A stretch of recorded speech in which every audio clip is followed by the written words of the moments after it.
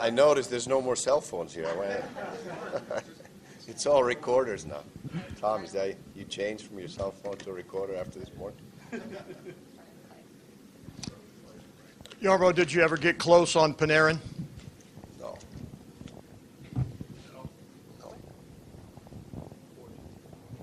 Jarmo, I don't think a lot of general managers have ever had a trade deadline like you have had. I don't think you have. What has this been like for you, for a GM that has prided himself on having sort of one foot in today and one foot always in tomorrow, to really go whole hog for this spring without really knowing what may happen with a significant number of your players?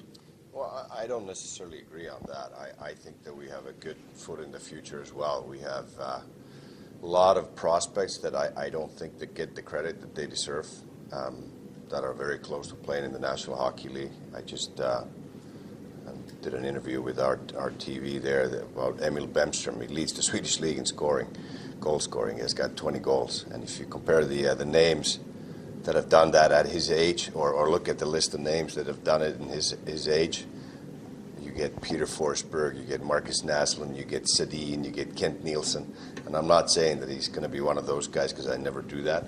But he's done some significant things. He's had 20 goals in the Swedish league.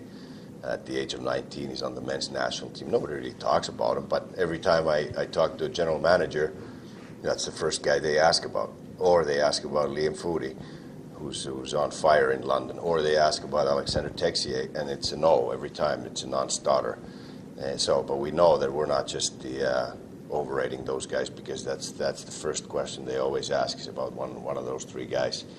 And they're all playing. The two European League players, they're all playing on the men's level now. They're basically dominating on men's level. And Liam Foudy is obviously still in junior, and who knows, maybe he's ready next year, maybe he takes another year. But those are three top-notch forward prospects. And if our pending UFAs decide to leave, we have tons of cap space. So I'm not worried about our future, and that's why we were able to do these deals with some of the futures that we put into them. Ottawa got good prospects, but we still have good prospects, great prospects left. And we got some time to get back some draft picks, and most of the time the draft picks take 5 years before they're going to help you. So if we give up a 21 draft pick, you do the math, it's 2026 when they're going to make an impact on the Blue Jackets. So we still have some time to figure that out. This is a different approach for you, though. Would you agree to that? I mean, you've never had a lot like this before. No, it's not. But we've never been in this situation before where we had the luxury of having this kind of a depth on our prospect pool, and that allows it. Like I said, it was a no every time anybody asked for those three guys on the forward side, and that gives us the luxury to move somebody outside of that. But it's not. This is definitely not a spring or deadline saying that, okay, we're all in for this spring, and then it's like we're just going to start a rebuild. That's definitely not what we're doing here. We have our core in place, and it's going to be in place no matter what happens with the UFAs. We have Seth Jones, we have Zach Werenski, we have Nick Foligno, we have Pierre-Luc Dubois.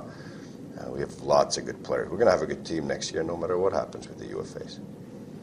Jarmo, how much did the standings play into what you did over the past few days? I mean, if you're 10 points, 8 points out of the playoffs, would it have a different outcome today? Obviously, that would make it different. But we are where we are, and we have a tight race coming up. We have to make the playoffs first, and then we want to make a deep run. I mean, I think at every trade deadline, you say you want to help the room, and certainly you did this time. But how, beyond just doing that, how important was it to sort of change the feeling around this team, where I think the storyline around your team, whether it was in the room or not, was who were the Blue Jackets going to lose? And you come out of this trade deadline, and the news is who you've gained and how big of a threat you might be.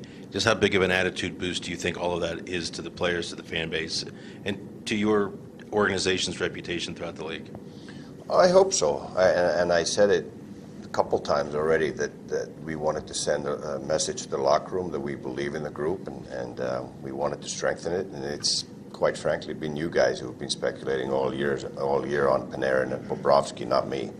So, you asked me a question whether we'd consider moving them, and I'm not going to say a hard no because I never do. So, I'll just say that we would have moved them if it made sense for now and into the future, and it didn't. So, here they are.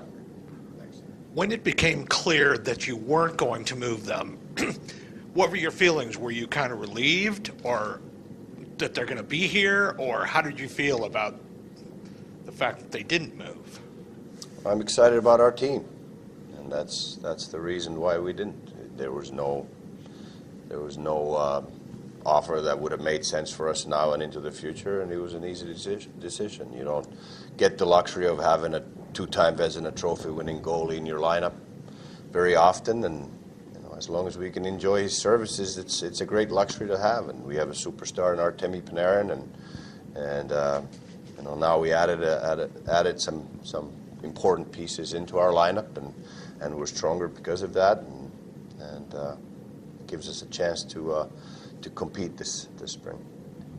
Over here, just a two-parter. Are you surprised that you didn't get close with Panarin, and do you feel like the fact it took Mark Stone so long with that deal to go, did that affect anything? If that had gone earlier, do you think maybe the offers would have been better? I have no idea. I can't speculate on what the other GMs are thinking. I'm glad that Panarin and Bobrovsky are still here because they're great players, as I said. It gives us a chance to compete. And people say that we used picks and mortgage our future, and then if we traded Artemi Panarin for draft pick, they say they don't want to win now. So I don't know. It's just one of those things that you're damned if you do and damned if you don't. But every year is an opportunity to compete, and I feel we have a really good team, and this gives us an opportunity to compete for Stanley Cup. We'll have a great team next year as well, no matter what happens, and I can't emphasize that enough.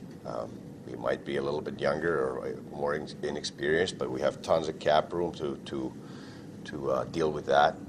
So whatever happens, we'll be a good team next year too, and into the near future.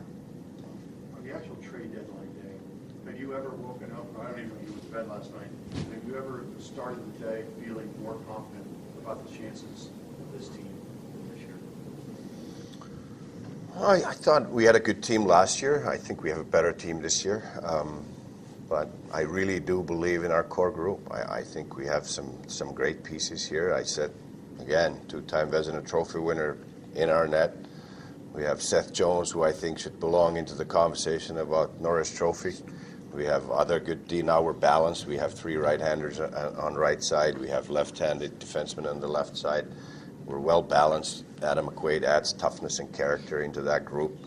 A good defender, and we're very balanced with four lines, with deep in every position, and I think we have enough skill. We have enough scoring. I think we have some power play skill now added with Duchesne, a great face-off man. So I think we have a lot of the ingredients that you need to compete, but there's also lots of great competition on the in the East, and you all know how tight it is. And first you have to earn your way into the playoffs, and then you're going to get some of the best teams in the league against you in the first and second round, and so forth. But we'll worry about that when and if that gets to be reality. First, we have to make the playoffs. It was interesting to listen to players talk the last couple of days because the sense, at least in the room, and of course they don't get to answer all your phone calls, it just seemed like that Panarin was going to stay and Bob was going to stay. Torch was out here a couple hours ago playing the same lineup as we did against San Jose. That was 3 hours ago. I'm assuming he didn't know anything at the time, but did you sense how everyone seemed to think this is going to stay as it is with these two guys? These guys don't care about draft picks. That's the last thing they care about. They could care less about draft. They care about winning. And Artemi Panarin is a great player. Like I said, he's a superstar.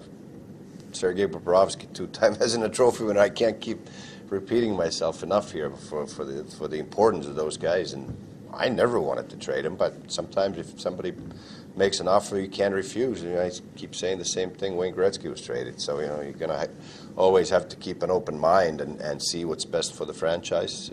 now and into the future. So that's why I never closed the door, but I never wanted to trade Artemi Panarin or Sergei Bobrovsky. They're great players. I love them both. They've done great things for the Blue Jackets. I'd do the same trade in a second for Artemi Panarin, knowing that there's a risk that you can't keep him through more than 2 years. I'd do it again in a second because he's a great hockey player. How much better are you than you've ever been here? How much better is this roster? Well, I've only been here for 6 years, so I can't. But I think this is a good team, so we'll see. At the end of the year, like I say after every trade, when somebody says good trade, I'll say time will tell. And the expectation is? Expectation. We want to win the Stanley Cup, but you got to make the playoffs first before you get an opportunity for that dance. Jarmo, you never can have too much depth, but what is it about your goaltending situation that you looked at it and you wanted to make an ad there? Oh, it's just it's one injury away of having not enough goaltending. So Kincaid gives us an experienced guy who's been in the league and is a known NHL goaltender who was probably the biggest reason, or one of the biggest reasons, that New Jersey made the playoffs last year, and I think had the most wins in the league after a certain date in the springtime. And I think he had 14 wins after February 1 or something, and was just on a great run last year. And New Jersey probably haven't had the best year this year, along with Keith Kincaid, but he's a proven goaltender in the National Hockey League level, and you need 3 of that type of guys in your depth chart. The addition of Adam McQuaid, experienced guy. Talk about why you decided to go that route and adding not only a experienced defenseman, but a little bit of a snarl, tough guy back there. Yeah, I think it gives us another element. Murray's going to be out for a little bit here, and he's had a great season for us, Ryan Murray. So it leaves us with a little bit of a hole. We don't know exactly how long he's going to miss, but we felt that we needed another defenseman, and excuse me, Adam McQuaid gives us experience and character and compete, and he plays with an edge. And that's going to be important down the stretch here. One of the guys that you wanted, I think, to have a really good bounce back year this year is Wenberg. He's kind of struggled a little bit, maybe scratch tomorrow. Where do you see him fitting in here, either short term, long term, kind of both? Well, he's just still a young player. He's a good player. He had 60 points in this league 1 year, 59. He struggled with scoring. He's got the weight of the world on his shoulders right now because he's been struggling scoring goals and has one of the lowest shooting percentages in the league, and he's gonna bounce out of it, bounce back, and he'll be a good player for us. He's smart.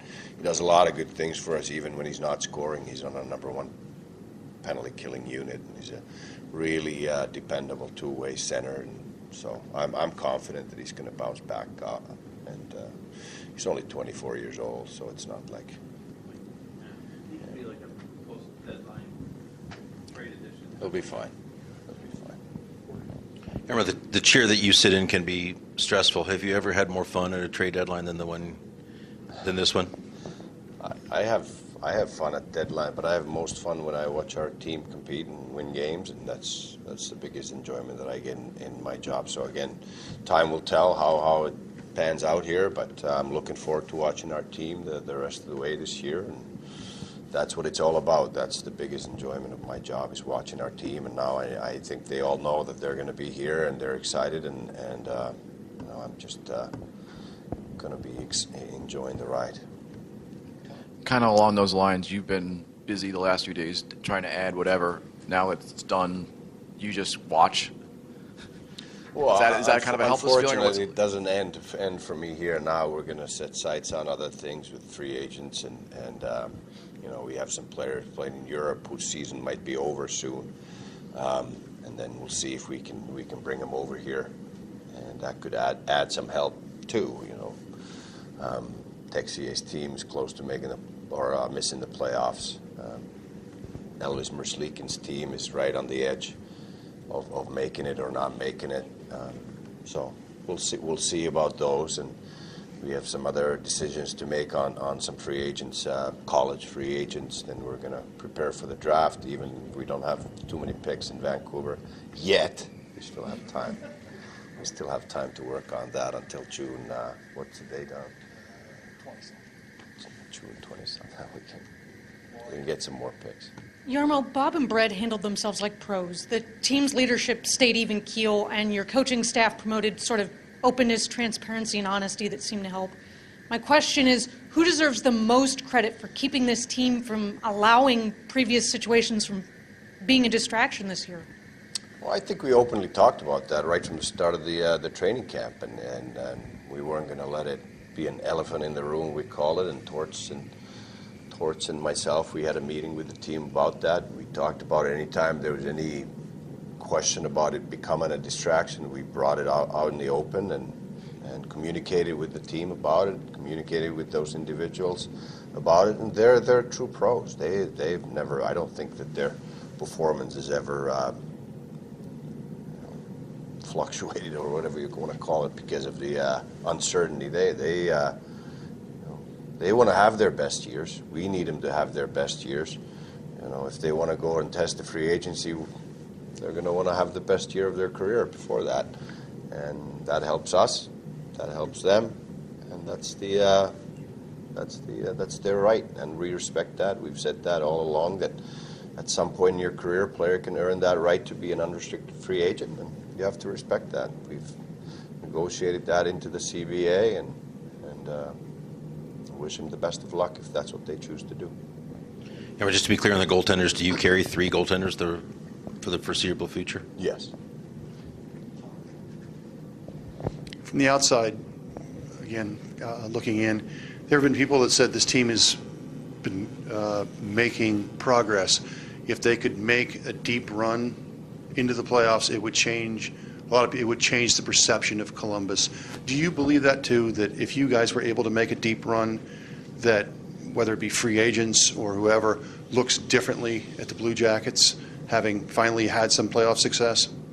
Yeah, I think so, but you have to ask every free agent individually about what their opinion on that is. I think winning will attract good players. I think all the good players will look forward to winning. I keep saying the same thing about the first round success, that I don't think it's as important that some people make it sound. I'd like to win 4 rounds. That's the goal. But obviously you're going to have to win the first round first and then go forward from there. But I'm not satisfied if we go 2 rounds or 3 rounds. I'd be happy if we go 4 rounds and win. That's the goal. That's the only reason why any of the 31 teams are in this league, and I don't think anybody's going to be lifting their arms up to win 1 round of playoffs and be happy about it. And I don't think we should be either. It's a good step for the organization to win 1 round, but we're going to get there for sure. Whether it's this spring or next spring or whatever, we have good enough core that we can build around to make that happen, and we're giving it our best effort to make it happen this year. But again, first round victory is not the goal.